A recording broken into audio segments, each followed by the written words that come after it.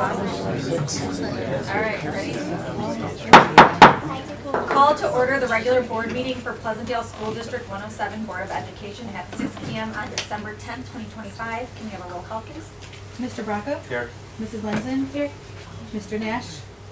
Excellent. Mrs. Walters? Here. Mr. Zona? Here. Mr. Mason? Here. Mrs. Marchione? Here. All right, we'll jump into Pledge of Allegiance. Tonight, we are lucky to have our Future Leaders Club from the elementary school. And this is a club run by Ms. Bedell, and the goal is to really cultivate leadership throughout the school and for some of our students. And I'm going to turn it over to Principal Tomei to give us a little bit more information on the club and introduce our pledge sayers, and we'll jump right into the meeting.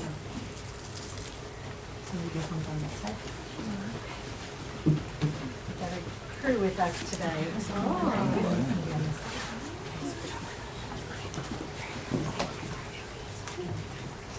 All right, well, thank you for having us. This is a representative group from the Future Leaders Club. This is a new club for us this year. It is run by Mrs. Bedell as well as Mrs. Myrna, and they are both working with our fourth graders here. It is a club to help students grow as responsible and caring members of our school community. This year, we are introducing the Let Grow program, which encourages students to develop independence and leadership through hands-on experiences. Our first lesson invited students to try something new, to take on a task or a responsibility that they hadn't done before. Since then, our future leaders have volunteered to assist with bus duty, helping to ensure students walk safely to their buses. And you guys have lanyards, right, that you get to wear. And they've also worked with our reading teachers to hang sight words in hallways that some of our other students then traverse the hallways, practicing their reading. And they have also been encouraged to try something new at home. Who's tried something new at home? Yeah. Anyone? Okay. If you haven't done it, you still have time. Not to worry. And through these authentic experiences, our students are learning that leadership begins with initiative, kindness, and the willingness to contribute to the greater good of our school community. So with us tonight, they're going to give a little wave. We have Valentina, Yushoshi, Caroline, Olivia, Miriam, Melitza, Jack, Hunter, Avni, and Braden. So thank you all for joining us.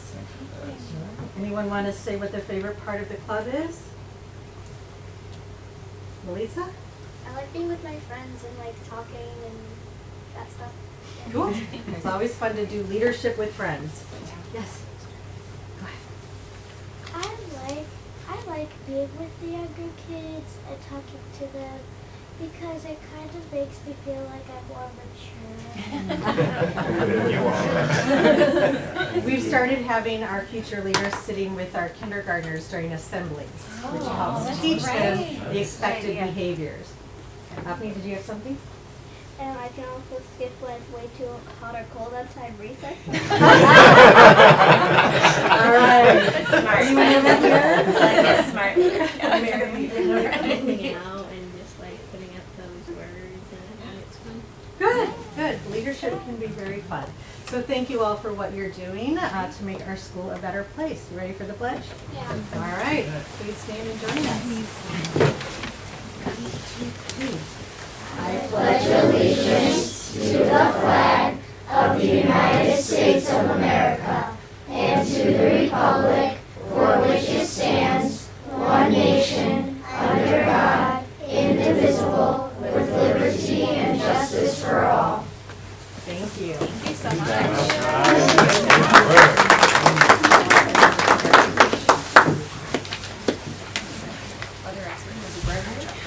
Yes, we do have brag boards.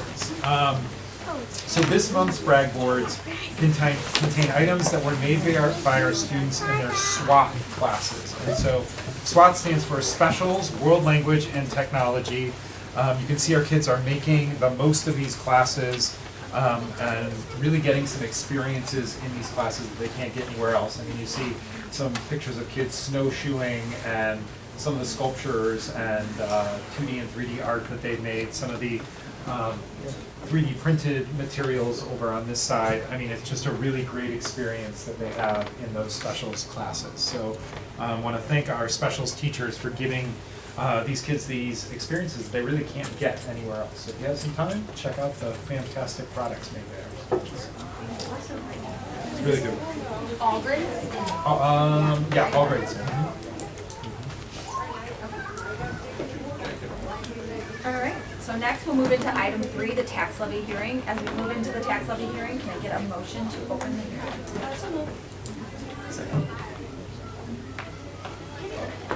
Mr. Bracco? Yes. Mrs. Lenzen? Yes. Mrs. Walters? Yes. Mr. Zona? Yes. Mr. Mason? Yes. Mrs. Marchioni? Yes. So Griffin's going to present the levy to the board and answer any questions that any of the board members have.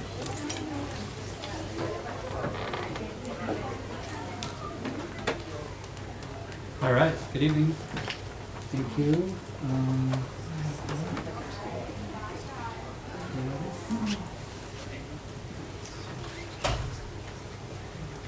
All right, this evening, as part of our final tax levy hearing, I want to present the final tax levy, a recap of more what we talked about last month, and I will go from here. So, a couple of important information numbers-wise. We're still finishing up the audit. Received a draft this week, so we are close. A couple items to still finish. So still using unaudited fund balance numbers here, but you can see our fund balance estimations heading into this levy season. And then this combines with our budget and where we expect to be if we are right on with our budget for this year. I will note that we have talked over the years that I've been doing this role now that we do keep fund balance, and really this is this year again is a perfect example why, because those although you have received your bills from Cook County as of November 15th, we still have not received revenue from Cook County. And last I've heard, there's been even more couple of issues, so they're still working on how to get the money now out of the system for those taxpayers that have paid.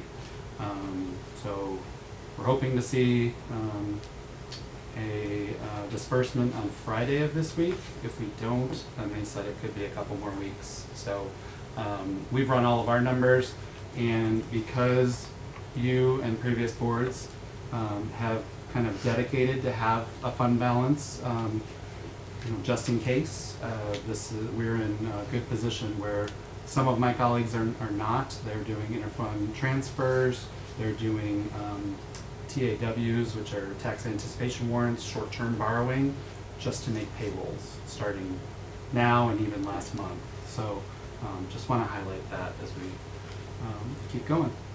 CPI over the last 10 years, you can see what that looks like. The big number, as we focused on last month for this process, is 2.9, which is the CPI that's used for the levy process. New construction, again, I just keep adding to this, so our 14-year average now, 4.182, so I've been using an estimate of about 4 million, looking at the last years with 4 and 5, and then some 1s and 2s. Now we've got 4, and we'll see where we're heading for levy year 25 once we submit the levy and once we receive the extension. So I mentioned that 2.9 number. Remember that 2.9 plus new construction, and I'll summarize that on the next slide, but that's the most tax dollars that we're going to capture. So 2.9 plus new construction. So this is how I've allocated it, the levy, and just showing you kind of the variance. And we talked about again last month that some of these variances seem like large percentages. Those are just balancing out funds, or if we have certain funds that have more money in it than what we're spending right now, we can reallocate the levy dollars to different funds and utilize those funds, kind of pay them down in effect, as you see from the budget as well. to get them more balanced. So the number you'll see here for the total levy, 16,373, and that's all of our funds minus our debt service. So with our debt service, the number is 16,764,289, and so that's our debt service payments. And so percentage-wise, it comes out to being 4.95. Remember, we don't know what the new construction is going to be, so we want to make sure that we capture any of that new construction that comes on. 4.95 is a number that I inherited from my predecessor, who inherited from his predecessor, and who inherited from his predecessor. So in the 9+ years I've been here, 4.95 has been the levy amount by boards over the years. And it falls below the threshold to have a truth in taxation hearing, but because of transparency and because of what we want to do and make sure that we get the word out to everybody we can, that this is what our levy is going to be, we still go through the process of this hearing that we're in right now. So in summary, PTEL, the tax limitation law, is going to limit the money that will be allocated to 2.9% plus new construction of last year's extension. So we're recommending that the levy be 4.95, full well knowing we're not going to get 4.95. We estimate it'll be closer to 3.42 with the estimated new construction of about 4 million and 2.9 from the CPI. So, so with our debt, instead of 4.95, because the debt is it's a stagnant number, it's a number that's flat across the years of our financing, 4.95 becomes 4.82 for the total overall levy. And there's a quote. Questions from the board? I know we went last month as well, so. This is not an additional tax or no new tax, this is what we levy each year, correct? Each year, this is what we levy. You know, do taxes increase? Yes, I mean, and it varies based on your EAV, based on your equalized assessed value, the value of your home, and how much your home, you know, either goes up in value, stays the same in value, goes down in value, along with all of the value of all the properties that serve Pleasantdale, including corporations and businesses that have some, that actually are our largest taxpayers. Good question. Any questions from the board? Okay. So as part of the tax levy hearing, we're going to move into open forum. Are there any members of the public who wish to make public comments regarding the 2025 tax levy? No? Okay. I have a question. Yep. I was waiting for everyone to see if everyone else had anything. As a resident and as a taxpayer, many of my neighbors didn't even know of this meeting or what had been, like things that were being talked about or proposed. So as residents, how are we to stay informed about when the meetings are, what's going on? I know you have a website. We receive something in the mail, but it's very non-descriptive. It just says board meeting. Yeah, so the board doesn't engage in a back and forth. If you put your question on one of those green pieces of paper that are outside, give it to the clerk, you'll get an answer within 48 hours via email. Okay. I can go get it right now. I thought you were asking for just open. Open just forum is a comment. comment, It's a if you'd like to comment. make a comment. Okay. Any other questions or comments? Sorry. So are comments and questions different? They are. Okay, so a comment would just be something constructive, saying like, Standard Robert's rules. I mean, we follow Robert's Rules of Order, which are pretty standard across all government boards, that there is not an exchange, which I'm violating right now. okay. So.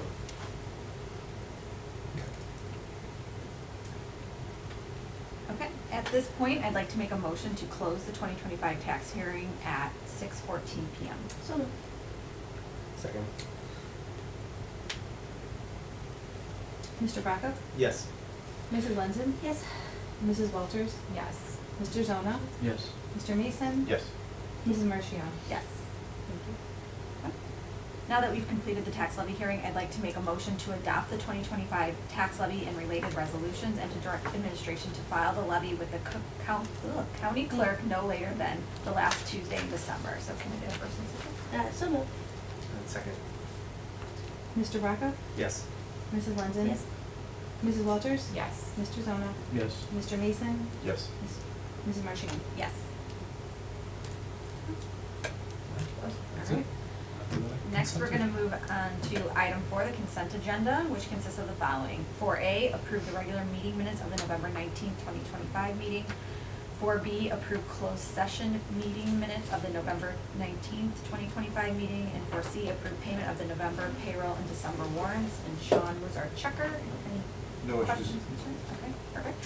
So can I get a motion to approve the consent agenda as presented? So moved. Second. Mr. Vaca? Yes. Mrs. London? Mrs. Walters? Yes. Mr. Zona? Yes. Mr. Mason? Yes. Mrs. Marchion? Yes. Okay. Item 5, approval of the resolution authorizing the transfer from Operations and Maintenance Fund to the Capital Projects Fund. So can I get a motion to authorize the transfer of $90,000 from the Operations and Maintenance Fund to the Capital Projects Fund of Pleasantdale School District 107, Cook County, Illinois? So moved. Second. Mr. Vaca? Yes. Mrs. London? Yes. Mrs. Walters? Yes. Mr. Zona? Yes. Mr. Mason? Yes. Mrs. Marchion? Yes. Item 6 is approval of the resolution abating the working cash fund. So can I get a motion to abate the working cash fund of School District number 107, Cook County, Illinois, in the amount of $750,000 and transfer said amount to the Capital Projects Fund? So moved. Second. Mr. Vaca? Yes. Mrs. London? Yes. Mrs. Walters? Yes. Mr. Zona? Yes. Mr. Mason? Yes. Mrs. Marchion? Yes. Okay. Next, we're going to move into item 7, reports and discussion items. Awesome. So we'll start with our technology report. So as technology continues to advance, it becomes an irreplaceable tool in our classrooms and schools. Technology touches every aspect of our students' and teachers' experience in our schools, from learning apps to the safety items that we have for our school district technology. Tonight, we have our Director of Technology, James Mukite, here to share more about how technology is used across the district and how his small but mighty department supports the great teaching and deep learning that is happening in our classrooms. So James, I will turn it over to you. Okay, I'm like multitasking right now, so yes, there we go. Great. Didn't want to behave, but now it's behaving. Okay. So the point of this presentation is kind of 3 different things. My goal tonight is to talk about what the responsibilities of the technology department are, some of the highlights of the things we've achieved over the last year, and primarily to give kudos to the team who work really hard to make all these things possible. Also, I was asked to keep the presentation kind of short, so I'm not nervous, I'm just rushing to get into it. So at any point I seem awkward or nervous, that is not what it is whatsoever. So here are some of the things we're going to touch on. The reliability of our systems, the security of our environment, student-centered support, progress across infrastructure, device, classroom tech, and data systems. So that's just kind of an overview of what we're going to touch on. When we talk about technology and what technology looks like in the district, this is an example of what might come to mind. A cell phone, a network closet, some network cables. But really, when we're talking about technology in this district, this is what we're talking about. We're talking about our technology team, made up of myself, John McAtee, Sam Titzer, and Jalik Shane. Each one of us having our own unique roles, but working together constantly to push the technology forward and make sure things are working and they're reliable. As we go through this, I'm going to do call-outs for each of them of some things that they accomplished over this past year that I think is worthy for you guys to hear about and for us to celebrate together. So, what do we do? Well, we'll get to that image in a second, but what do we do? So we manage over 1,000 iPads, 168 Macs. These are MacBook Airs, these are Minis, these are iMacs. What do I mean when I say we manage these things? We don't just like push a profile and send the devices out. If you went and you grabbed a 3rd grader's device, an 8th grader's device, our Verkada check-in iPads, and you put all these devices next to each other, they look very different, they have different functionality, they're deployed intentionally. So there's a lot of back-end work that has to happen in order to get these devices out to the students and staff and have them kind of perform the way they need to perform in those environments. We also support around 966 end users. So if we go back here, 4 people. 966 end users. We also have physical servers that we have to support, virtual servers that we have to support, resources that live on those servers that we have to support that allows printing and all the different things that staff are interacting with regularly. We have around 128 resources available in Clever. And so what Clever is the students and staff have the ability to sign into one single platform, click a button, get automatically signed into another platform, already see their class rosters, already see their teacher, already see the classes, and have those resources available. And so it's a lot, right? It's a lot. And again, I'll go back. There's just 4 of us. There's just 4 of us in this department. And we have devices, we have classroom AV setups, we have safety systems, administration, rostering, account creation, monitoring, filters, cameras. Everything has to work every day. The teacher has to believe that when she shows up and she sits down to start her lesson, that the things in the room are going to work. And so our responsibility is to make this kind of like magical moment where it feels like the technology is just magical and just works, but really behind the scenes a lot of effort is going into that. This field is kind of odd in the sense that if you're really, really good at your job, it looks like you're not doing anything. And if you're really, really bad at your job, it looks like you're not doing anything. So we need moments like this where we can say, things are great, but they're great because of the work the team is doing, right? And so now let's kind of transition into what are some of those extra things. So those were all the things we're dealing with just on a regular basis. But what are some things that we've accomplished over the last year that are worth talking about?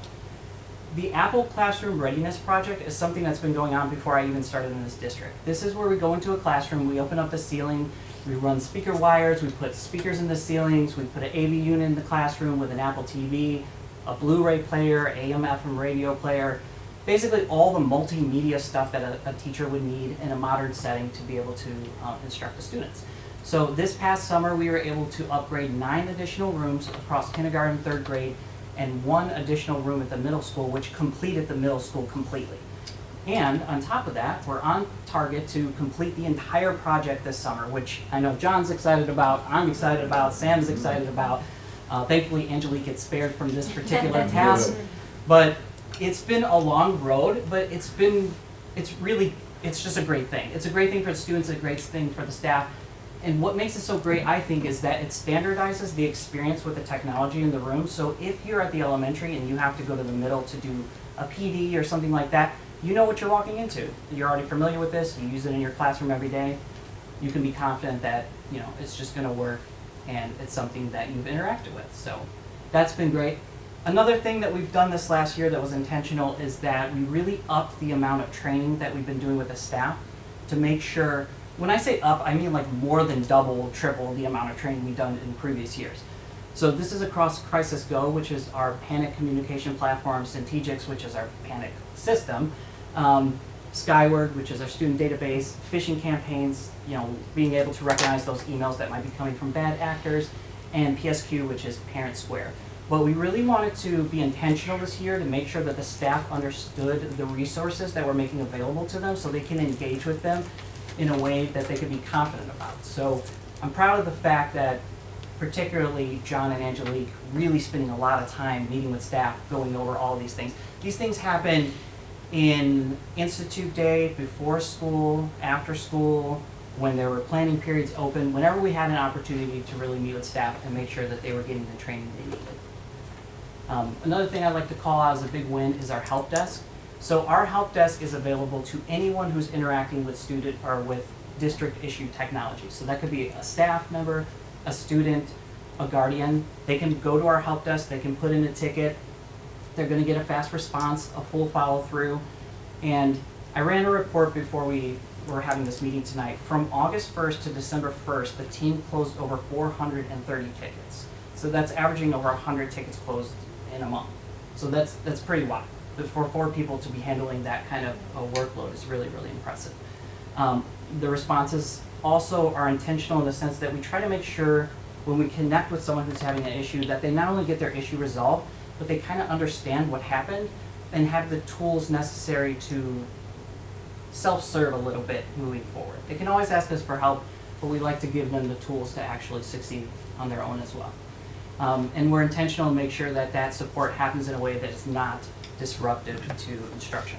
So at this point, I asked Sam to be here, but unfortunately he is in the Grand Canyon right now, actually, on vacation. So good for him. But I wanted to take a moment to kind of call him out. So Sam has done a really good job of meeting people where they're at. When you put in a help desk ticket, you're basically admitting, like, I don't know something, I need help. And that can make you feel vulnerable or uncomfortable.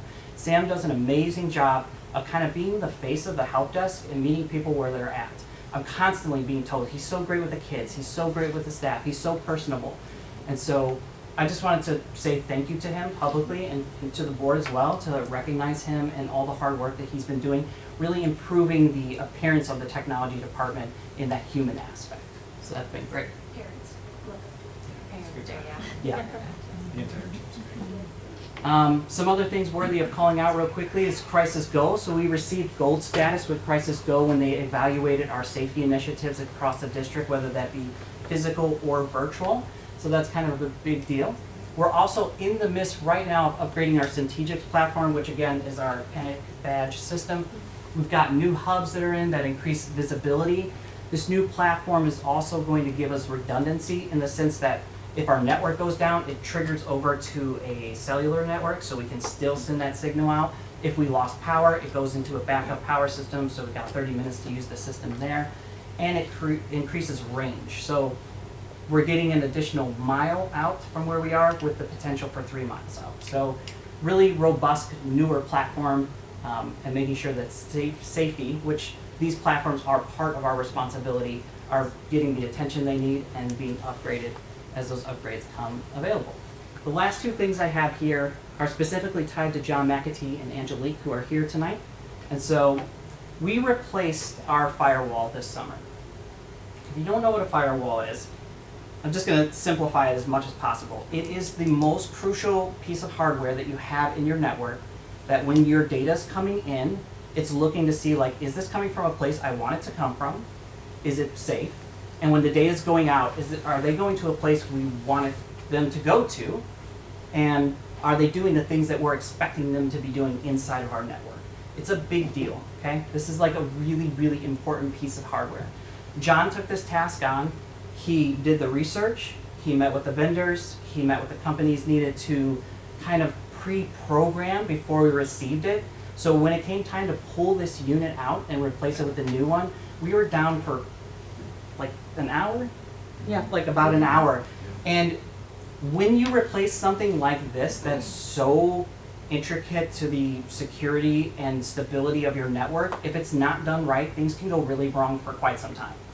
So I just wanted to publicly say thank you, John, for everything you do, and even go a step further to say that all the things that we do in this technology department are built upon John's legacy. I mean, John's been here for like 20 years working in here. We're all just building on the things that he put the foundation here for. So he's amazing. Like, thank you, John, for everything that you do. Next, I'd like to transition into our move with Skyward. So I want to be clear, when I say Skyward, SMS was our student database, and we went to Skyward Cumulative. They're still Skyward, but they're not the same thing. It's not like it was an upgrade, it was a complete change of the student database. This was like a 2-year process. 2 years of, correct me if I'm wrong, Angelique, hundreds of meetings. Like, her and I met twice a week for ever, just felt like forever. Angelique put together custom training material. She led this entire process. And the biggest compliment I can give her is that when school started, this thing worked. Like, this is the backbone of the whole district. Like, your student database is what affects funding. It affects every platform that we have because all that information comes from the student database. And when school started, everybody got in. The front office got in, administration got the data they needed. She just did a fantastic job. Thank you. It was a huge sacrifice, a huge ask. You did an amazing job, and I couldn't imagine not having you on the team. So, thank you. I'm almost done. I promise I'm enjoying this You're doing great. Good. Great. This is what I wanted. I wanted it to be kind of a celebration because good things are happening in this department. And like I said, it just kind of looks like it's just happening, but it's not. People are working really hard to make these things happen. this is the last little part of my presentation. I just want to end this with our department connecting with the community. So we had some parents point out the fact that they were concerned with interaction students were having with YouTube, whether that be YouTube Shorts or just YouTube videos that aren't helpful in the school environment. At that time, we only had a network filter that would allow us to block all of YouTube or not. And so when we started having that conversation with staff, like, hey, some parents are concerned about this, could we do this? Could we block YouTube? The answer was no. Like, there's a lot of resources on there, some of our curriculum relies upon it. And so the team got together, we did some research, we found GoGuardian, we implemented GoGuardian, which has extreme granularity. We can block shorts, but allow YouTube, we can block channels, but allow one video out of that channel. And that allowed us to address that concern, and I can say we haven't heard anything since that time and since we implemented this. On the other side of that, we've had student protests against GoGuardian at both sites. So I know it works. Wow. Yep. Kids drawing things, holding things in the hallway. I mean, John saw this, like it's great. So it's working. It's working and it's really good. Yes. The other thing we heard last year from some of the families of our younger students was that there's just a real struggle with little kids bringing their iPads home, remembering to charge them, remembering to take them out the charger, put them back in the bag, bring them to school. And so we heard that feedback, we met with the teachers, we met as a team, we discussed the possibility of could we keep devices at the district? Could we keep them there? And what grades could we actually facilitate this for? And so we decided on kindergarten through second, we researched and deployed carts in certain grades, custom charging options in other grades, and it's been great. Like, everyone's happy, the parents appreciate the change, and the teachers appreciate it because they know the devices are going to be in a ready state in the morning because they're responsible for those devices now. So that's been a big win. And then finally, just increasing our use of Parent Square. Parents love Parent Square, and Parent Square is really robust. And I didn't want to roll this out like, here, let's use every single thing right away. So every year we just keep adding more and more and more. This year we had the opportunity to have the elementary staff kind of run their own clubs, which administration had done that in the previous year. But they ran their own clubs through Parent Square, created the signups, accepted the kids. They have all communication inside of that platform. And that's been really good, just seeing the staff continue to embrace that as well. Because we invested a lot of money in that platform, so it's great that we're getting a lot of use out of it.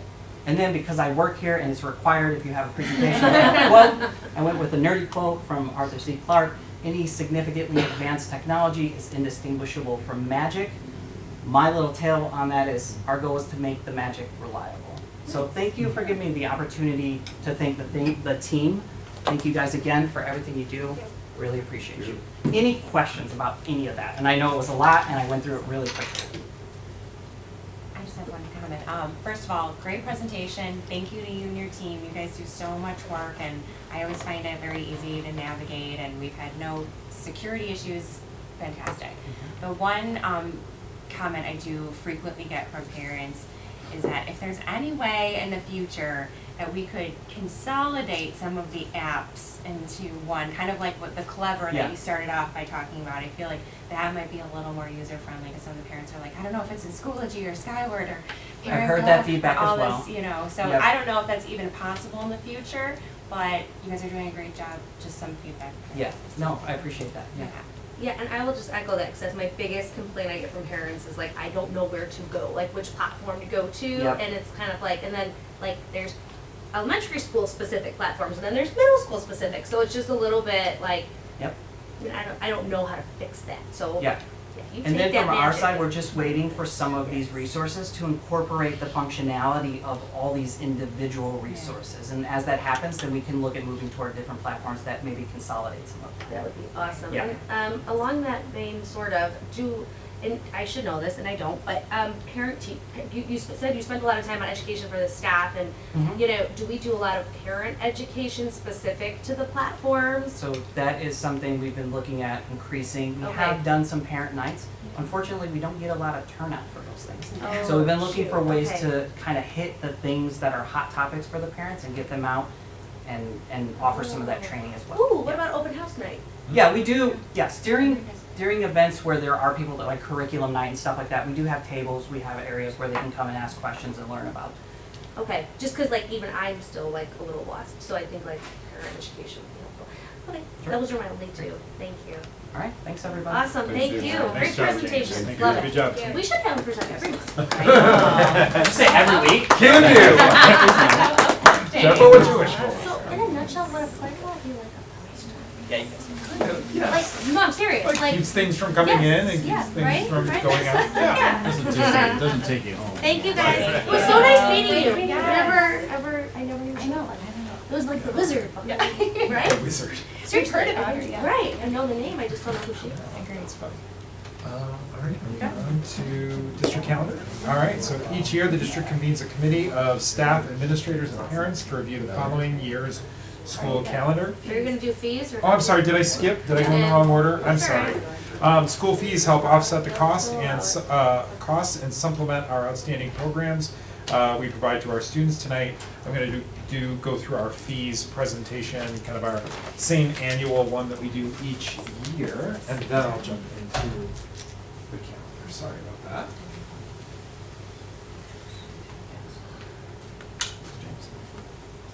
that.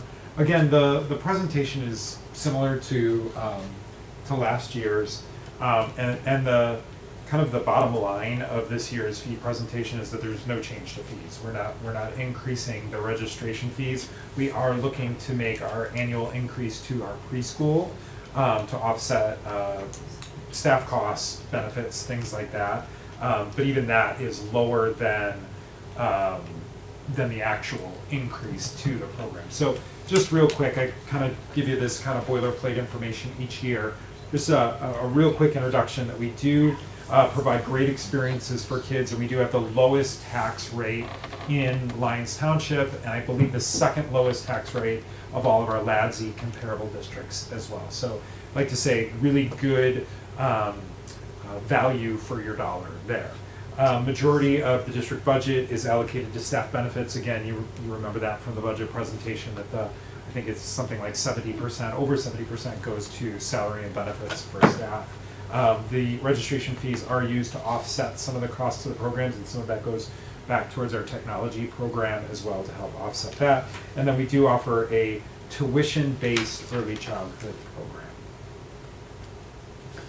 Just a little bit of background, we started with fees back in 2015-16. It was for 4th and 5th grade. We were piloting iPads at that time, and again, the goal was to offset the cost of those iPads, so it was a $50 technology fee at that time. As we expanded technology, we expanded the fee to all other grades as well. We started to include other items. What we were hearing from parents is like, I'm sending a check for this, and I'm sending a check for that, and can you just pay, like I don't mind paying it, I just want to pay it once and be done with it.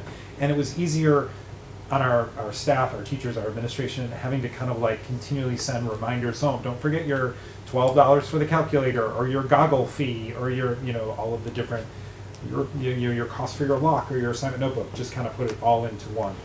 In 2018-2019, we streamlined those fees at each grade level to have one single fee, and looking to have that all in structure again. And I'll hit on this a little bit more on the next slide, not wanting to kind of like nickel and dime people throughout the course of the year.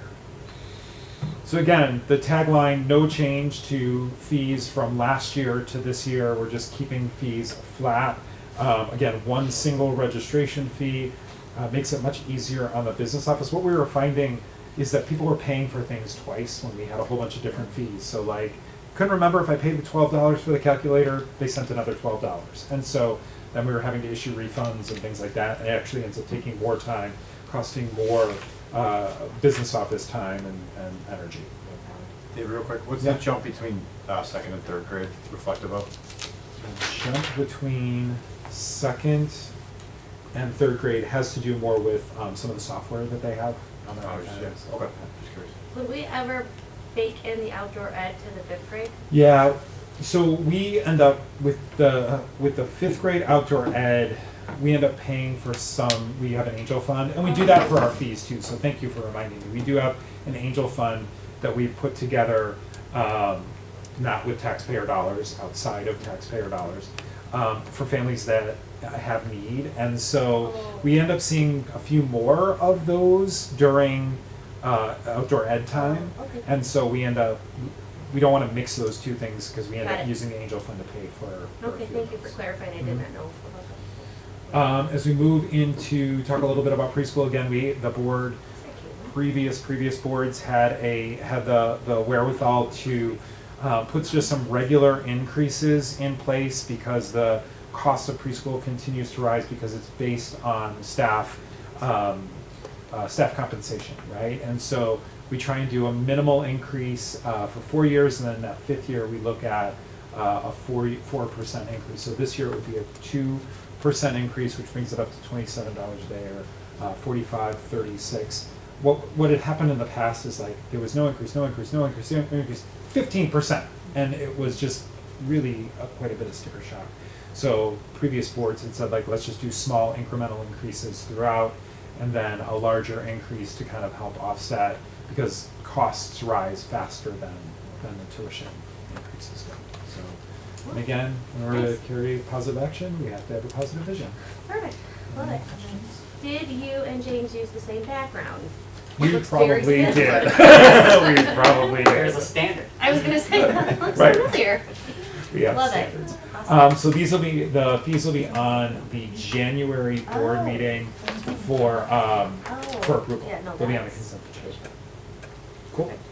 All right, you want me to just roll right into calendar real quick? Yeah, let's rock it. And then, can you hit me up with the calendar slide? Let's rock it. So, again, this is a similar conversation that we've had in the past, and again, the board has had some time to sit with the calendar. We get a committee of staff members, administrators, parents, secretaries together and review the calendar. At the end of the day, there's not a ton of wiggle room in the calendar because we want to be aligned with LT. We don't want to have a winter break or a spring break that is different than LT because we want families to be able to plan vacations that may have kids at both schools. So we're also, we have a required number of student attendance days, we have a required number of teacher attendance days, we have a required number of institute days. So again, there's not a ton of variability and wiggle room in the calendar. So again, the calendar does meet those required days based on what the state requires for student attendance days, what our CBA requires for our different labor groups. So you have, our teachers have one set of days that are 181 days, 181. Our 12-month employees, like administrators and some of our secretaries, are 260, and our aides are they're on the teacher contracts, some of our ESPs. So actually they're 180, and I think the teachers are 182. We align with Lyons Township for holidays. Our parent-teacher conferences are non-attendance days. We have the same number of institute days and half days as we've always had in the calendar. We try and maximize student learning with 27 full weeks of school where kids are going to school 5 days a week. Some alignment that we have with LT is an institute day on October 9th, and that is really a township day, and we've really tried to use that.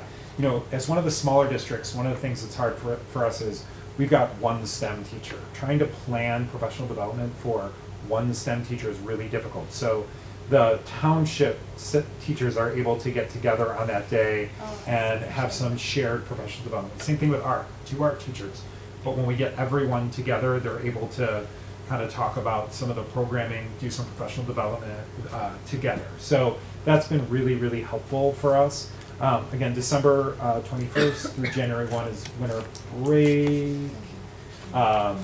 Looking at a January 4th Institute Day, and then spring break, that kind of last few days in March and beginning of April.